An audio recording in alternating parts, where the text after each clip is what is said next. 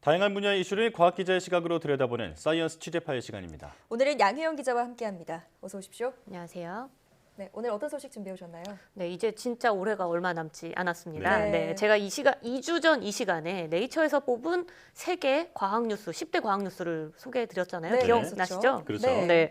근데 이번에는 그 범위를 조금 좁혀서 네이처에서는 뭐 전 세계에서 일어난 걸 알려줬다면 범위를 좁혀서 국내에서는 어떤 과학 뉴스가 있었는지 10대 국내 과학 뉴스에 대해서 알아보도록 하겠습니다. 네, 이 뉴스를 전해드리는 입장에서 되돌아보면 코로나 소식을 가장 많이 다뤘던 것 같기는 한데 네. 그래도 저는 누리호 발사 소식이 가장 인상 깊었거든요. 이것도 순위에 있나요? 네, 맞습니다. 지난 10월 21일이었죠. 한국형 발사체 누리호가 우주를 향해 날아갔잖아요. 이 독자 기술로 개발했던 이 누리호 발사가 올해 최고의 과학 뉴스로 꼽혔습니다. 이 누리호는 첫 발사에서 700km 고도까지 올라가는 데 성공했습니다. 네. 하지만 3단 엔진이 예상보다 짧게 연소하면서 위성 모형을 목표 궤도에 올리는 데는 실패했죠.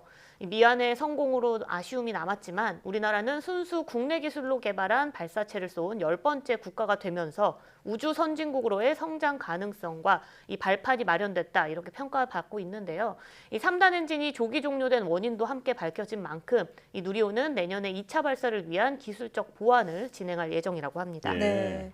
자, 그런데 코로나19 얘기도 안 할 수가 없습니다. 코로나19 팬데믹이 지난해에 이어 올해도 지금 계속되고 있는데 네. 네이처 10대 뉴스에도 관련 이슈가 2개나 있었잖아요. 그런데 국내 10대 과학 뉴스에도 당연히 코로나19 관련 이슈 있겠죠? 네, 맞습니다. 이 코로나19 팬데믹 관련 소식도 이 국내 10대 과학 뉴스에 선정이 됐습니다. 예. 이 우리나라는 지난 2월 26일부터 백신 접종을 시작을 했는데요.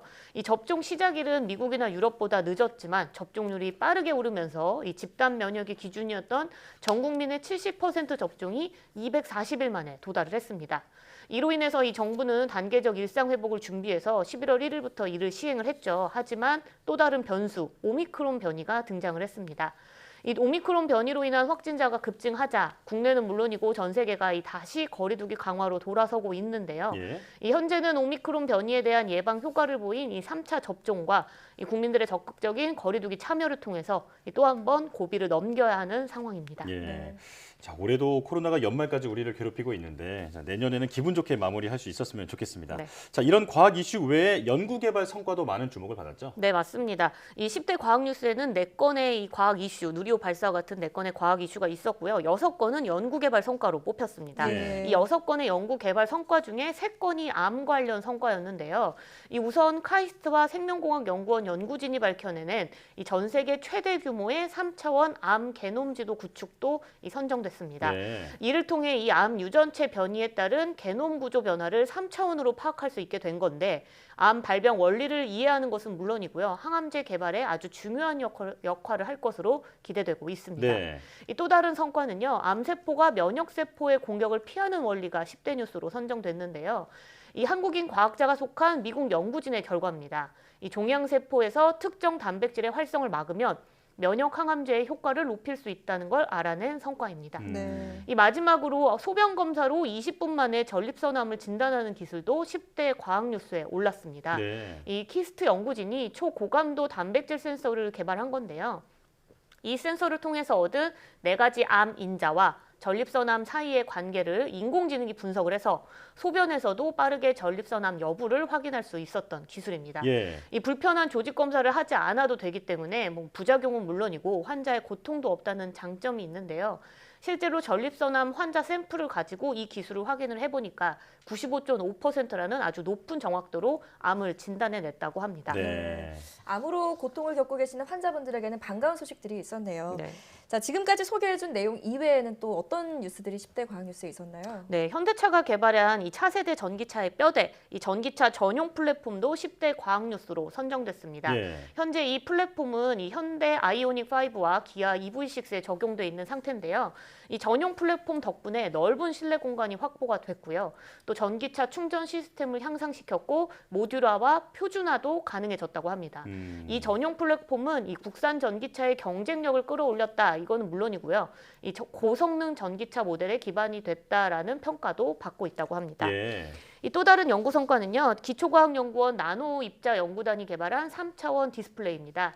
이 종이 접기를 하듯이 자유자재로 접히는 QLED인데요. 나비나 비행기 모양으로 접어도 영상이 그대로 구현되는 걸 볼 수 있습니다. 네. 또 이 밖에도 4세대 방사광 과속기가 기존보다 40배 이상 밝은 빛을 만들어낸 성과도 뽑혔고요. 또 최근 주목받고 있는 신기술이죠. 이 메타버스와 또 기후변화에 따른 과학기술과 ESG 경영, 이것도 10대 과학 뉴스로 선정됐습니다. 네.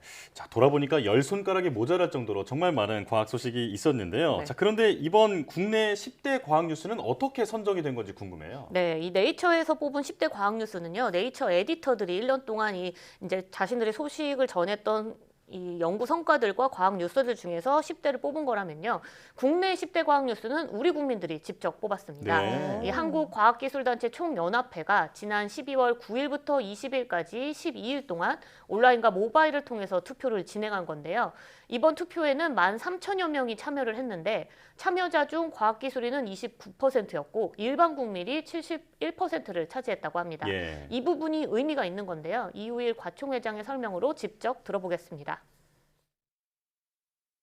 예년에는 전문가가 그중에 뭐 반 혹은 그 이상을 차지했었는데 이번에는 일반 국민의 참여 비율이 70%가 넘어갔습니다. 국민 여러분들이 그 과학기술에 대한 관심하고 기대가 확대되고 있는 그런 결과가 아닌가 생각이 됩니다. 네. 이 최종 선정된 20대 과학 뉴스 중에는 이 누리호 발사가 88.3%라는 아주 높은 득표율로 선정이 됐다고 하고요. 네. 또 지난해에 이어서 2년 연속 뽑힌 이 코로나19 팬데믹 관련 뉴스도 77.4%라는 선택을 받았다고 합니다.